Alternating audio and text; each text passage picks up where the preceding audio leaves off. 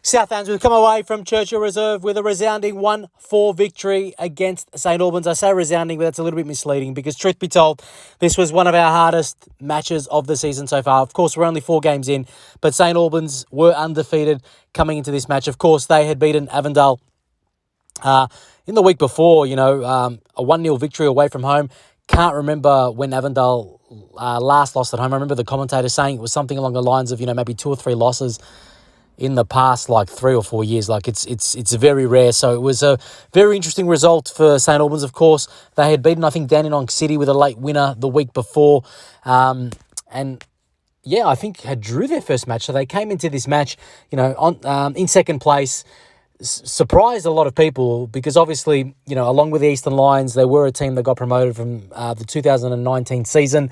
Probably in 2020, obviously there was only 5 games, and in 2021, they didn't look like necessarily, a team that would absolutely stay up. You would potentially put them in, if you choose 4 teams that were likely to fall this season, without understanding their squad, you probably would say, St Albans would be in those 4 teams. But, having seen how they performed in those first 3 matches and having seen them today, I know the score's a little bit misleading, but they're going to stay up, in my opinion, without a shadow of a doubt, especially when they play, at Churchill Reserve in Fox Street. They've actually got, aside from what you always expect from St Albans, which is, a team that grinds, works hard, plays to the advantages of that, small pitch that they have, which is, I guess, making sure you're always putting the opposition defence under pressure. I mean, it's one of these grounds where if you miss a golden opportunity, I remember we had one in the second half when it was 2-1, great cross from Norden from the left, looped it to Sawyer. Perfect cross, really, because it's just tailor-made for Sawyer to rise above. He headed it low and unfortunately bounced to the ground and went over the bar. Now, when that didn't go in, immediately I remember, within the space of 20, 30 seconds, St Albans are attacking because it is that sort of a ground. The goalkeeper can bomb it long, or if they play it short, they can bomb it long. And it's not just in, just past halfway when you do that sort of, clearance. It's actually probably in the final third of the pitch.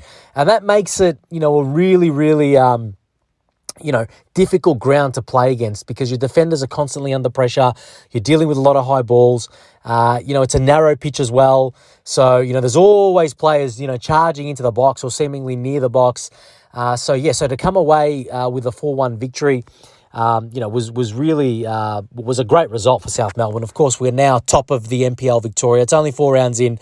But we are clearly on top with 12 points. I believe Avondale's in second with 9 points. We are the only undefeated team. And I guess the most impressive thing for South Melbourne is that, we're scoring a lot of goals. So 3 goals in our first match against Heidelberg, 3 against Bentley, 2 in our subsequent encounter against the Melbourne Knights in the derby last week and 4 today. So, 12 goals. I think we've only conceded 4. So, the signs for South Melbourne at this stage are very positive. All the new signings, are having a great impact. You just need to look at today's, results today's, I guess, the players that impacted the scoreboard, as we walk through, how that occurred. The first goal came from Langlois. This player at the moment is taking the league by storm. He's a defensive midfielder. He scored twice today. He scored 3 headers as well. He's a very, very, I guess, technically gifted player, strong player. He's always in the box on set pieces. We haven't seen him actually shoot from outside the box because he's actually got that in his arsenal as well. In pre-season, I remember a couple of times where he scored, especially one goal from outside the box that was emphatic, and another one which was a nice side foot finish. But yeah, he's got that to his game as well. And today, the ball fell to him in the box. I think it was around the 25th minute, and he was on hand, as all good, I guess, defensive midfielders or midfielders with a goal-scoring instinct do. He made the run into the box at the right time. He gambled a bit. The ball fell to him, and he angled his shot probably from about 6-7 yards, past the St Albans keeper who couldn't do anything about it. And then soon after, Jai Ingham, who was making his first start for South Melbourne, we had Andy Brennan and Alan Webb on the bench today. As mentioned, Ingham started, and Aliram Almazi also came into the lineup today. Ingham found space down the right-hand side, and he was played in brilliantly by Langlois. So again, defensive midfielder, he can also play balls in behind. Ingham made his way into the box. He looked like, from where I was, because I was on the opposite side of the wing that he cut in. He was cutting in on the right hand side of the same. Sorry, on the right hand side. It looked like, I think he shot, but he actually, watching the replay, he sort of like hit it hard across goals, and the goal, I think, was given to Harrison Sawyer, but I've got a feeling it came off Max Mikkola. I hope I'm wrong, because I don't want to take the second goal away from Harrison Sawyer. Of course, we thought that he'd scored in the first match against Heidelberg. The replay showed that it actually had come off defender Marlon Roberts. This one, to me was a little bit inconclusive. It wasn't clear that it's off Sawyer, but nevertheless, it was a goal to South Melbourne from a South Melbourne player. That put us up 2-0. The crowd went relatively quiet. It was interesting, actually. I really like going to Churchill Reserve. St Albans have put in a lot of love and care into that facility. They have two junior pitches now, I would say, which are in great condition. It was usually that all three pitches were in poor condition. Over the years, though, they've worked to get the two junior pitches in great condition, and the main pitch today was also in the best condition I've seen it. I know it typically deteriorates later on in the season, but it was in good condition. I love the tactics that they utilised. They're totally entitled to do so. The pitch was, I'd say the grass was quite long as well. So not that South Melbourne, of course, insists on playing on, wet surfaces. We don't. But probably we typically play on surfaces, whether it's at Lakeside or away from home, which are cut a little bit lower. So you could tell, like the ball wasn't flying off the deck, as it would maybe at Lakeside and at some other venues. But I do really want to point out that, we don't play on wet pitches typically, by choice. So it's not like, it was an entirely different experience from our players. But nonetheless, I'd say it was the longest grass that we played on. There's just these little things which make it really difficult to play there. And, being up 2-0, I thought, that's a good score. Let's get to halftime at 2-0, because if we do that, then we're in a really, really good position. But if St Albans score, then we're going to be potentially in danger. And unfortunately, late in the first half, they had an opportunity from the left-hand side free kick. The game was delayed a bit because, I think it was a tough challenge by Ingham.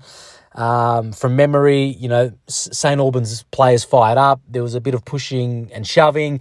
I think Hakeem El Arabi may have got a yellow card out of it. But anyways, in typically, there was only 1 minute of stoppage time, but that whole incident, which happened in extra time, took 2 or 3 minutes before the free kick was taken. I think our players just temporarily lost concentration. We didn't clear it decisively when the ball came in, and then it fell to El Arabi on the back post, who managed to, score past Diaz, and that gave them a lifeline. And we knew at their ground and with the players that they have, because they've got significantly better players, I said to someone at the ground, it's telling that they got Jurkovic from Knights, I would have thought that he would have been like starting centre back for the Knights next to Bryce. Well, he was. And that would be a player that they absolutely would keep. A player like Xander Guy, who was one of the best, attacking wingers. Wingers are attackers these days in the modern game, but a really dangerous winger for Peninsula Power. He was on the bench. Zved from Kingston, he's come back up to this level. Obviously he'd stormed, into the NPL Victoria with Kingston and then had some injuries. But it's good to see him. It's great to see him back, and he was good. Obviously, Monak is a very good player. And they've also got this number 10. I forget his name. They got him, pretty sure, from Dandenong Thunder. Very, very technical player in the middle of the park. They really surprised me. I mentioned El Arabi. He came from Pascoe. They will be a team, I think, that comfortably avoids the drop. I would think, they would be mid-table minimum, but maybe have a chance of getting, 6th spot, maybe 7th, depending if they can get enough results at home and keep grinding. Very, very impressive team, and that 2-1 gave them a lifeline. They then really, I would say, had the better of the play for the first 15, 20 minutes. They really put us under the cosh. Javi Diaz, pulled off one great save that maybe they should have scored. I think the ball came from the left, where Monak, he cut it across, their striker, shot it across Diaz, but it's probably still too close to Diaz, who made a sharp save. And then, South Melbourne, to our credit, Coach Quintas, he threw on Wallen, he threw on Brennan, he also threw on Webb. These are great players to throw on. And eventually, a combination of, I would say, we utilised every trick in the book a couple of times. Diaz, I remember, he tried he went down from a slightly late challenge, made sure he took a minute off the clock. Same with Lambropoulos, claiming cramp. Probably was cramp, but nevertheless, those incidents wasted 2 or 3 minutes, and then finally, the vital third goal came. Corner from Brennan, near post header from Langlois. He's probably the best header in the league. The way he's converting headers, and that really iced the game. And then the fourth goal really came from Webb. When he came on, he's a devastating player to bring on with 15, 20 minutes to go. His pace was just really impacting and, unable to be coped with from the St. Albans defence that late on. And he was just gut running into the box, and he did so again in this occasion. He got cut down. It was a clear penalty. Keevers pointed to the spot. That's referee Lachlan Keevers.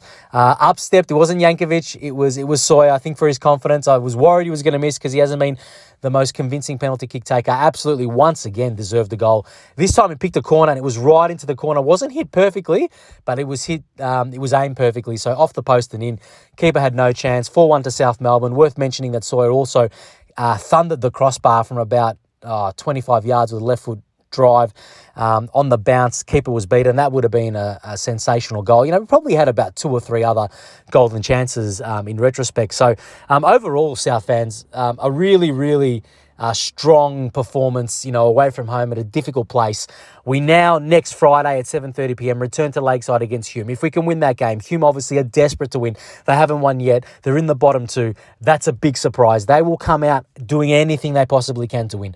But we've got the firepower, and if our fans support the boys, which they have so far this season in great numbers, let's get a huge crowd at Lakeside on Friday, because if we can start the season 5-0, we're going to be off to a flyer, and it's going to be hard to catch us. Go South!